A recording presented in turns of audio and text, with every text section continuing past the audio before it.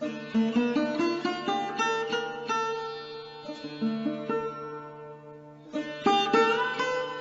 Krishna. First of all, let us recite our dedication from Nectar of Devotion.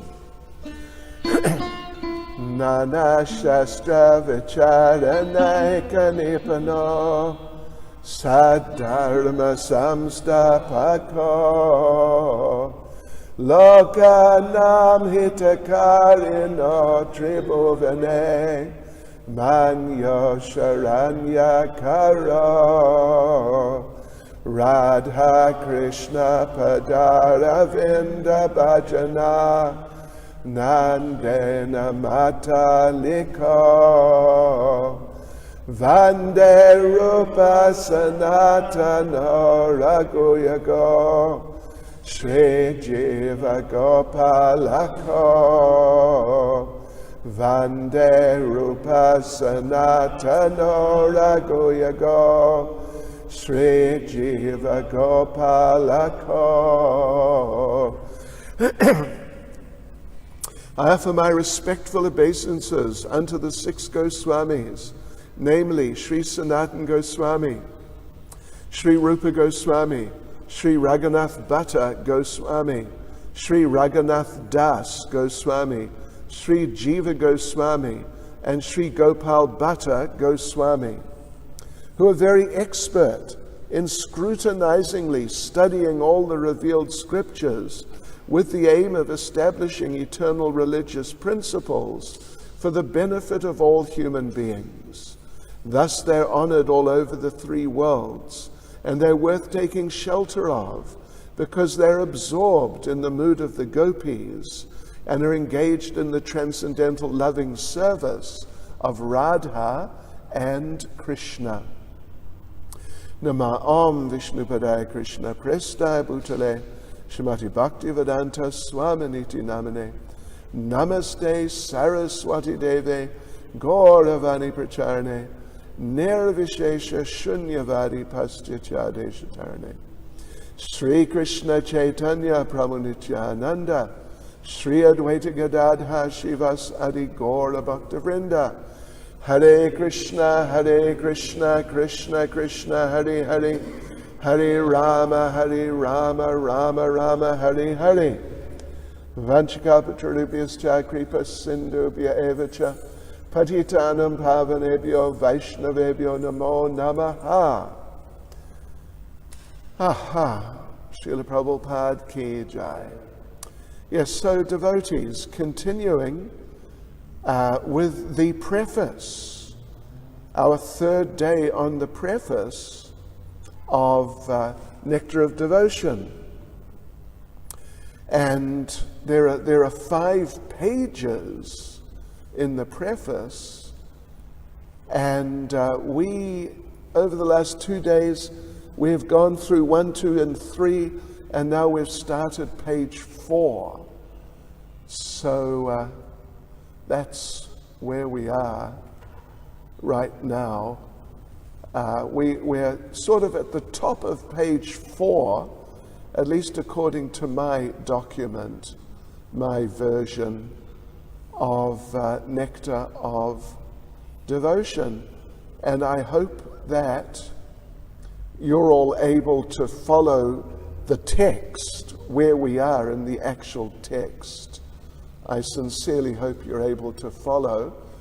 So we're in the paragraph which begins, well, it begins on the previous page in my version, this eternal engagement in Bhakti Rasa. Those are the first words of this paragraph, but we've got, it extends from the bottom of page 3 to the top of page 4, so we're in page 4, that part of it right now.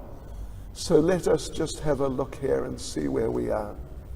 All right, so, yes. So Srila Prabhupada, last night, where we read in the same paragraph, it's quite a big paragraph, Srila Prabhupada introduced a very important factor in bhakti rasa, in devotional service. I mean, an extremely important factor. You know what factor Prabhupada introduced? It was Krishna. What is devotional service without Krishna? Well, yes. Anyway, so up until that point, actually, Prabhupada had not really mentioned Krishna.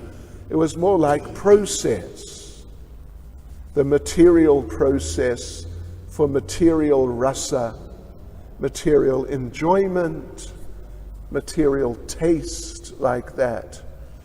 And then bhakti rasa, engagement in activities of devotional service, and the difference between the activities in devotional service where there is bhakti rasa and the activities in the material services like serving the family, the nation, and whatever, the type of taste the people get from that. Prabhupada contrasted those two tastes, those two rasas, material and bhakti. And one of the main differences was that the material rasa, all the effects are temporary. You get the phenomenon of bhoga tyaga, enjoyment, renunciation. Renunciation, enjoyment.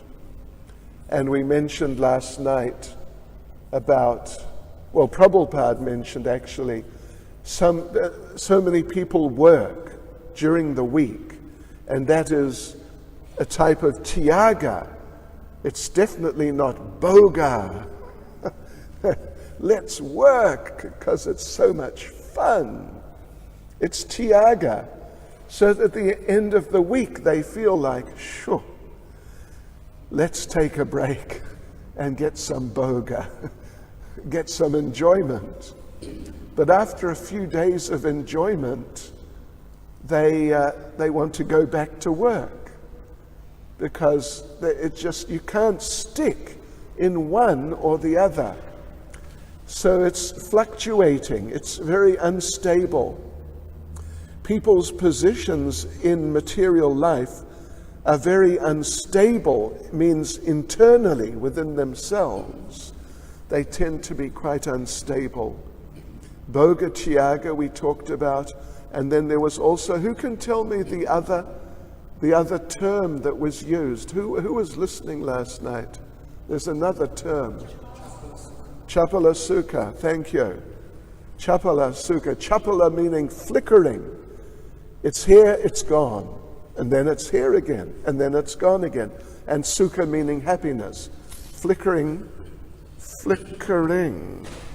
happiness.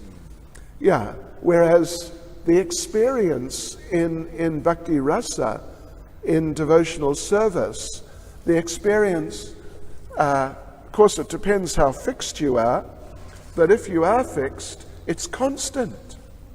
It's perpetual. It's just nectar from beginning to end, except there is no beginning and there is no end. I mean, in a sense, there's a beginning if you weren't a devotee before and you become a devotee. But otherwise, there's no end. And it's not just on and off like the material experience. So anyway, that was just sort of recapping slightly from yesterday. Now back to page 4 here.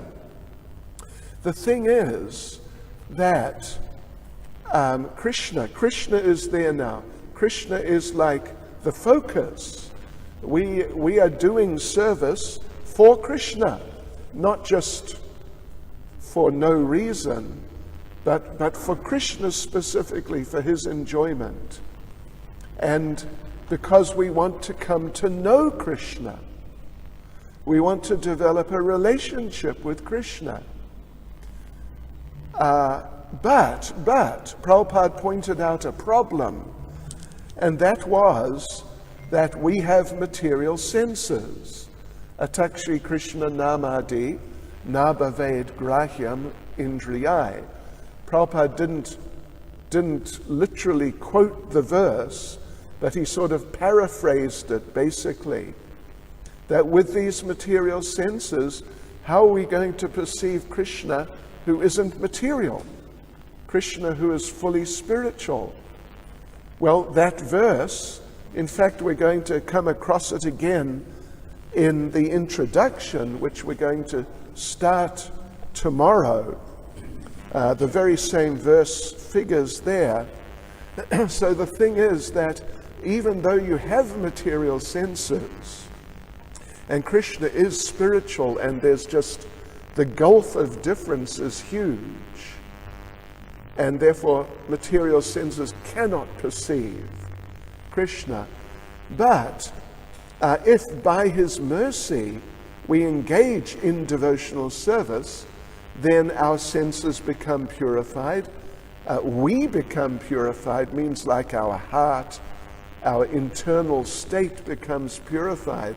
Lust, anger, greed, envy, pride, all these things, they become cleansed away, step by step, but they definitely become cleansed away. And then, as one progresses, then more and more one experiences this eternal, perpetual nature of bhakti rasa, which distinguishes it from just the whole material experience. Yes. So, yeah, when one is thus engaged in devotional service, all varieties of rasas or mellows turn into eternity. Then Prabhupada mentions about the 12 rasas. 12 rasas, 5 primary. Neutral rasas, servitude, friendly, parenthood, and conjugal rasa, those 5 main rasas, and then there's 7 secondary ones. So now we go on to the second paragraph on page 4, which, depending on what version of Nectar of Devotion you have, the paragraph begins, the basic principle of the living condition is. Well, it is that we have a general propensity to love someone. This is like a very foundational point Prabhupada is introducing, that we're living. Yeah, we are living, and our lives, everyone is absorbed in their lives. But the basic principle of the living condition, Prabhupada is saying, is that we have a propensity to love someone. No one can live without loving someone, at least one. And you know, in many cases, a lot more than one. Like your whole family and friends and like that. So no one can live without loving someone. As they say, no man means no person, no one is an island. Islands just sit there on their own in the middle of the sea.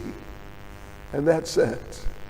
So no man, no human is an island. We need others. So, okay. And Prabhupada mentions, even it's the same, it's so even with the animals. They all congregate together. Whatever type, they all congregate together. So that the question, there's such an important question, where are we going to repose that loving propensity? To whom are we going to direct our love? That is the, some would say, million-dollar question. It might even be the billion-dollar question, or an unlimited amount of money question, because that's the essence of life. The essence of life is that we must direct our love towards Krishna. We must do that. Otherwise, if we direct it elsewhere, well, again, we're back to the fundamental conditions of material life. Sometimes your relationship will be nice, sometimes your relationship will not be nice. And it's just going to be back and forth like that. But if we direct that loving propensity towards Krishna, then that's where it becomes that's its natural position. Everything fits into place there in terms of our loving relationship with Krishna. And therefore in the next paragraph, 3 on page 4, that it begins, that missing point is Krishna. And the Nectar of Devotion teaches us how to stimulate. Interesting point. We need to stimulate our original love for Krishna and become situated in that position, in our loving position with Krishna.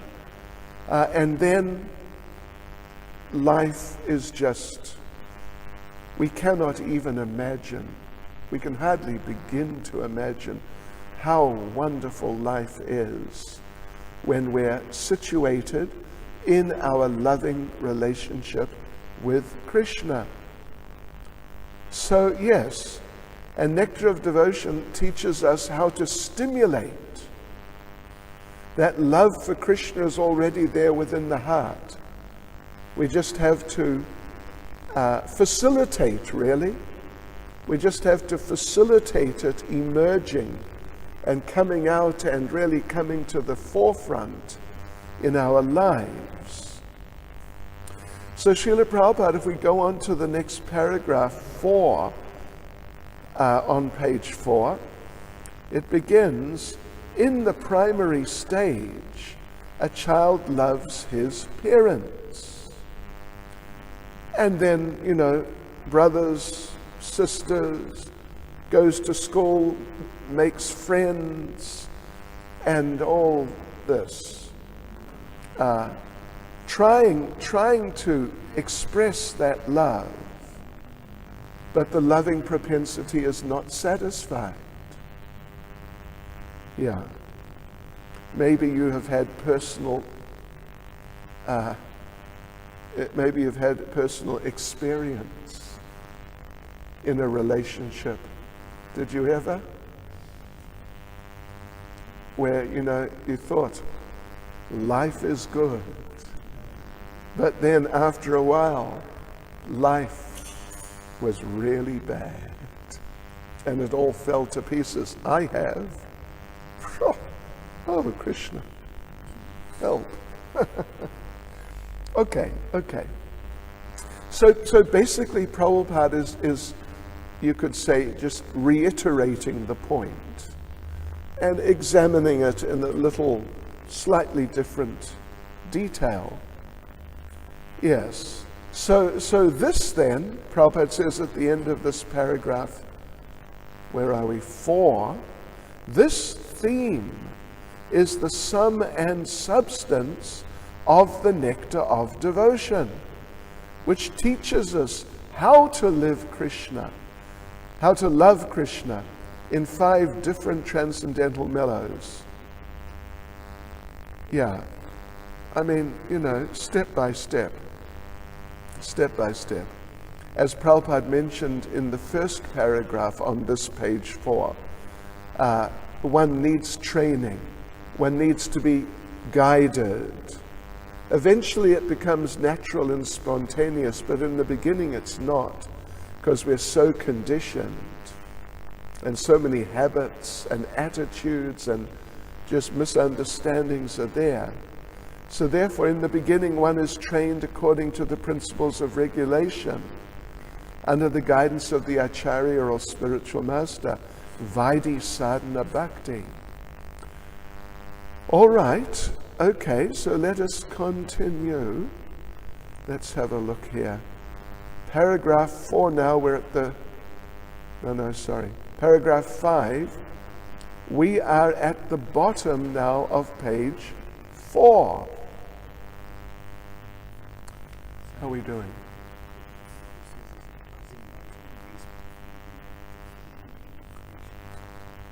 Okay. You know what to do, right? You know what to do. It's buzzing. Just yeah, no, this one. You know how to do it. Okay. How many problems have we faced?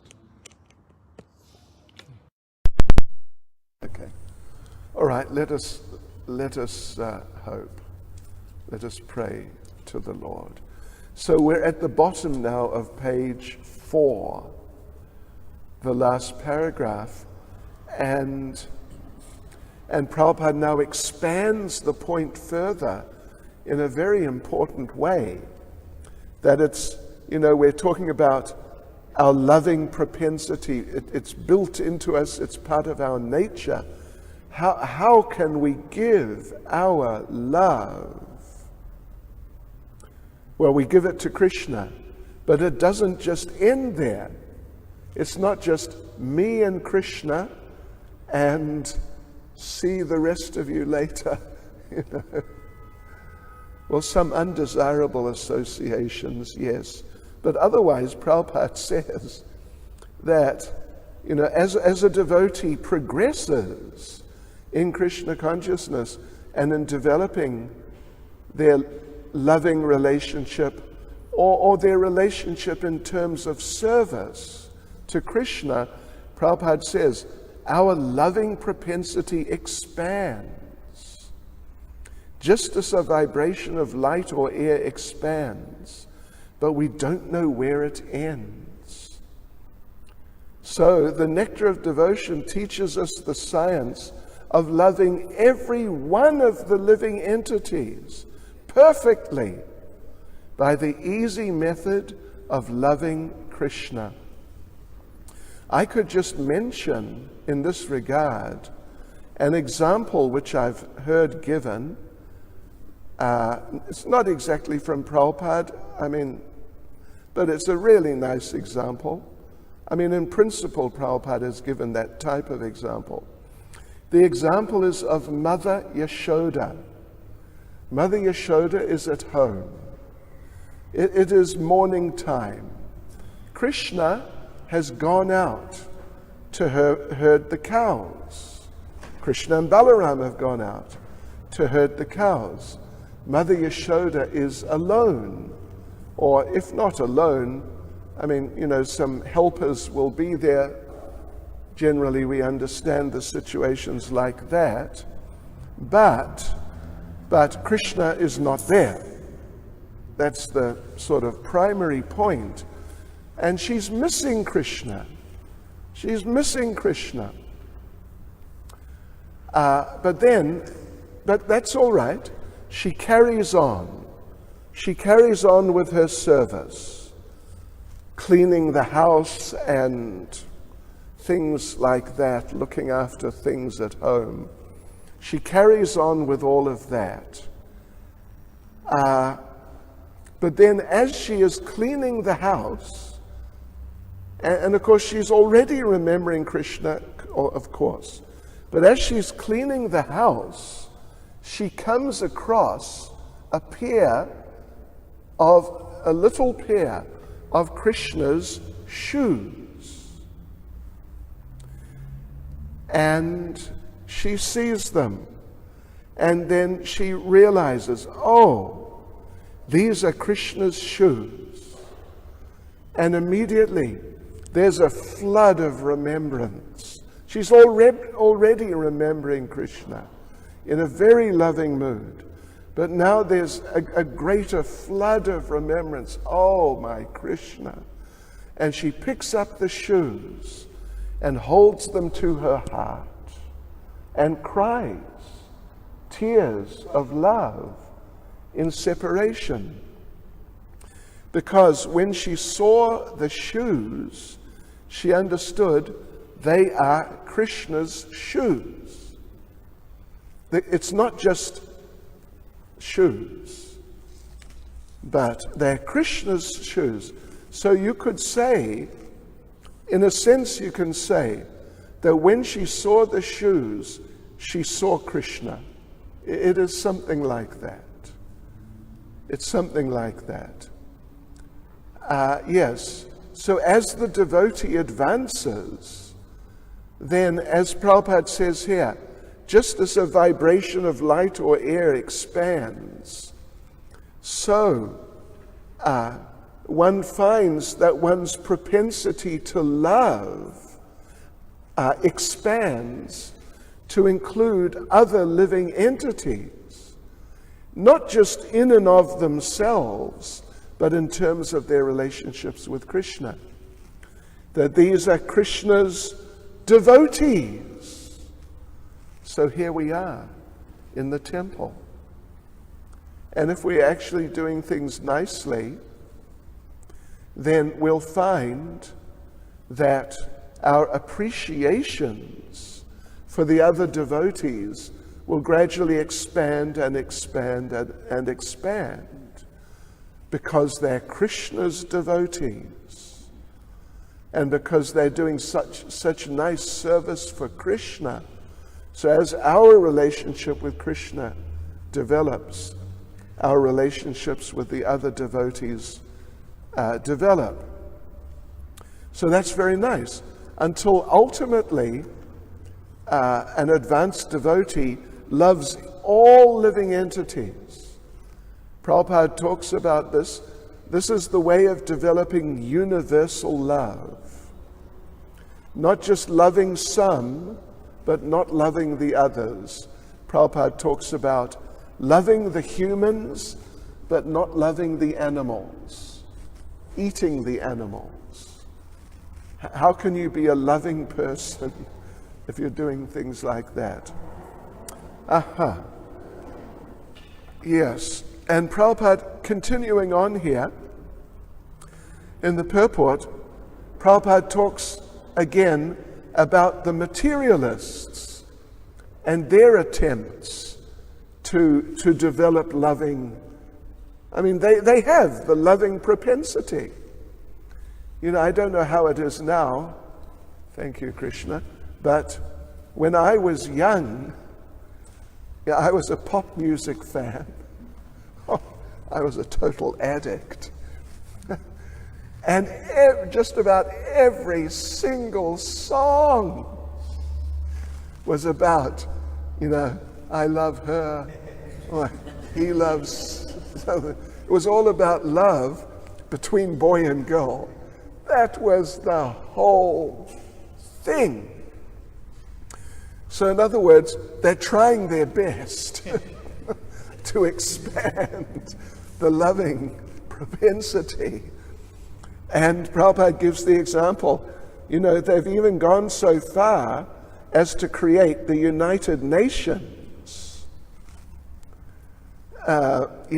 Trying to bring all the nations together, bring all of humanity together, because we're all a family, you know, this sort of idea, all these different national distinctions and all the other barriers, they're all artificial. We're one big family, United Nations. But unfortunately, I don't know if you keep up with the news at all. I don't really recommend it, actually. But if you don't, let me inform you, they're not doing well in terms of uniting. They're really, it's a battle. I mean, it's literally a battle sometimes. But at best, it's such a struggle to keep any sense of unitedness between the nations. It's incredible, actually. So Prabhupada says that it is possible to do that. He's saying here in this paragraph that the nectar of devotion teaches all men how to perform the simple and natural method of loving Krishna. It means the process of devotional service to Krishna, the Supreme Personality of Godhead. If we learn how to love Krishna, then it is very easy to immediately and simultaneously love every living being. This actually, and then Prabhupada begins. This paragraph extends, it finishes here, that's right. Okay, so in this paragraph, Prabhupada refers to the example given. It's given in the 4th canto of Srimad Bhagavatam, of pouring water on the root of a tree to look after the tree, to help the tree, and to nourish the tree and just keep the tree going, to keep the tree alive, keep the tree going. So if you pour water on the root, you all know the example. It's a very simple and famous example. Actually, Prabhupada gives 2 examples. You pour water on the root of the tree, not on all the leaves and twigs and flowers or whatever, the different parts. Or another example, same principle but different example, that you supply food to the stomach. And not, that the hand tries to eat his food, the feet try to eat their food, and your back tries to eat its food. What do you think about that? And so on. It's what an idea, yeah. So this method of pouring water on the root of a tree or supplying foodstuff to the stomach is universally scientific and practical, as every one of us has experienced. Let us go on to page 5 of the purport, and the first paragraph begins, "Everyone knows well that when we eat something, or in other words, when we put foodstuffs in the stomach, the energy created by such action is immediately distributed throughout the whole body." Yes, so, and this is it? I don't know if it's one of the questions you have to answer or not, but it's a good point.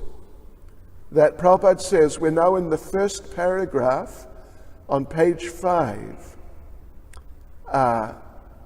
So Prabhupada's given the example, pouring water on the root of the tree, and then the nourishment is distributed throughout the whole tree. So Prabhupada says, the nectar of devotion will teach us how to turn the one switch that will immediately brighten everything everywhere. One who does not know this method is missing the point of life. And when you're missing the point of anything, well, you're missing the point. You're kind of lost. Yeah. So it's like that. And we move on now to the second paragraph. As far as material necessities are concerned, and so we all know human society is very advanced. Even when Prabhupada wrote this in April 1970.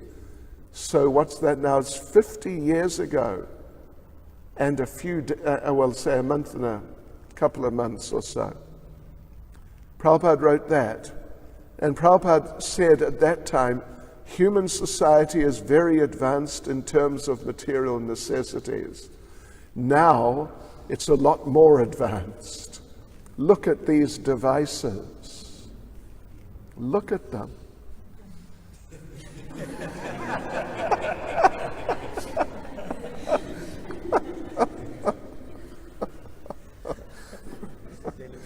Okay. I'm a living example. Anyway, when I was young, there were no such telephones.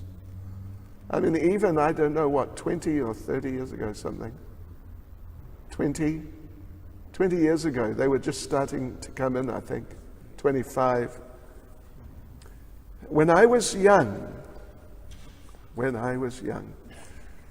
I started working at the age of 17 as a reporter, a journalist, and they first put me on the news desk. And there's a few of you around this one table, and there's a few telephones. And some of you are put on telephone duty, and they give you a list of numbers and things to ask the people at the numbers. And you just got to dial, and you just, after a few hours of dialing on the rotary phones, the ones where you turn it, your finger is ready to leave its body. And you've used every finger on both hands. But look, now we got these things. You can just speak a number to it. So, there's so much advancement in so many ways of all different things for embellishments in our lives. But as Prabhupada says, still we're not happy. Oh my Lord, still we're not happy. Yeah. And you see, sometimes you find reports of some big important person who has just been committed to some, what do they call it? A place to stop a person drinking, whatever they call it, rehabilitation center. Yeah, importance, sort of important, but wealthy, famous person. But now, he's addicted, and his life is just a mess. So these things are going on. And what to speak of just in general, the people have to work hard, and it's not easy. It's not easy. I'm sure many people here in Chatsworth have come back from work, just, in the last hour or maximum 2 perhaps. And I'm sure many of them are like, wow, what a day. I guarantee it. So many of them are like that. So anyway, but the thing is, again, it's the same point in principle. They're missing the point. People are missing the point. And when you miss the point, then you're just sort of off somewhere else in a type of no man's land. And because we're spiritual by nature, therefore material comforts will not satisfy us, at least in meaningful ways. A little flash of pleasure here and there, chapala sukha, as we read. But otherwise, as Prabhupada mentions here, in America, richest nation of the world, is producing a class of men completely confused and frustrated in life. That was the hippies. And now it's the businessmen, and now it's Mr. Trump. Yeah. So Prabhupada appeals to the people in general. Prabhupada says here, I'm appealing to all of you, come on, learn the art of devotional service as directed in Nectar of Devotion. And then the fire, the blazing fire, samsara davanala, the blazing fire of material existence, which is blazing in your heart and in your mind, it will become extinguished. Yes. I read, actually, Prabhupada tells a little story of one rich lady in Calcutta who had a servant, like a female servant, a maid, a housemaid sort of person, who was from a kind of, like low caste background by Indian standards. And the wealthy lady, she was very high class and wealthy and, pompous type of person.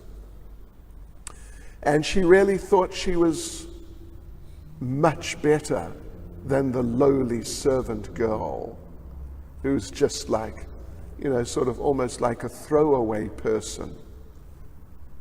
So one day, they were associating closely in the house. And one day, they both got sick, the same sickness. They both got fever at the same time. So the doctor was called and he took the temperatures. And he found that the rich lady's temperature was, shall we say, for argument's sake, 40. And the poor, lowly servant girl, her temperature was 41, shall we say, for argument's sake. And Prabhupada says that the lady protested to the doctor, "How can she have a higher temperature than me? Who's she? Check again." Yes. So for such confused people who are facing problems in this way and that, and, even in ways which, just too many ways, it's too much. It's just too much. So, Prabhupada is appealing to them, come on, take Nectar of Devotion, take to the process presented in Nectar of Devotion, and then all this dissatisfaction, all these difficulties that you're having because of misdirecting your loving propensities to the wrong people, to people who then let you down, and so on like that. People who you're trying to love, and it's going okay, but then they die on you. And so your loving propensity is frustrated. So all these things, all these problems will be distinguished. The Nectar of Devotion will give us practical hints how we can live in this material world perfectly engaged in devotional service, and thus fulfill all our desires in this life and the next. And I could mention that in Ishopanishad it's mentioned that, basically the same points are made. The Ishavasya system, engage in devotional service and don't take more than your quota, simple life in devotional service. It's basically the same point in essence. And one of the verses there, I forget which verse, it might be number 3 or 4, it's something like that. And the speaker, the personified Vedas, say that if you live in this way, then you can live for hundreds of lifetimes. Yeah. You can just go on living, as Prabhupada says here, perfectly engaged in devotional service and fulfill all our desires in this life and the next. Janame, janame hoy. Birth after birth. through being engaged in devotional service. So now we're at the last couple of paragraphs in the preface. So we'll just finish them, and we're almost at the end of our time too. So Prabhupada makes the point that Nectar of Devotion is not presented to condemn anyone. We're not here just to pick holes in people's lives or situations or their ideas. But it's an attempt to just help people by giving them information, giving them knowledge how to love Krishna. And Prabhupada makes the point, you can live without material discomfort. You can live nicely. But at the same time, learn how to love Krishna. You know, back in the good old days, or whatever they were, the old days, we took that to mean you can live without material discomforture in the temple. And at the same time learn the art of loving Krishna. When I first read that, you know, the temple was so overcrowded. Sure. And so many extraordinary characters. Whew. My Lord. That I thought, really, without material discomforture? But Prabhupada is referring, well, he's also referring to temple life more like now, but for people like family people, working people, they can live. They don't have to live in the most basic conditions possible. They can live a decent lifestyle, decent lifestyle, and learn to love Krishna. Why not? Yes. And Robert sort of repeats some of the points that we've already covered. You know, you can water all the parts of the tree. Go for it if that's what you really want to do. Good exercise. But why? What's the good reason? There's no good reason. Water the root. And then he gives, so Prabhupada makes the point. It's a very important point. Missing Krishna means missing yourself. Yeah. If you don't understand that Krishna's in the center and then focus on him, then you miss yourself at the same time, even though you may think that you're looking after yourself very nicely. So, real self-realization and realization of Krishna go together simultaneously. For example, seeing oneself in the morning means seeing the sunrise also. Without seeing the sunrise or without seeing the sun, no one can see themselves. So unless you realize Krishna, and unless Krishna is in the center of your life, you are not going to be looking after yourself. And therefore your life's going to be, probably a bit of a hodgepodge. And so then Srila Prabhupada concludes with the last paragraph by saying that actually this book, it's really for the devotees. It's really for the devotees.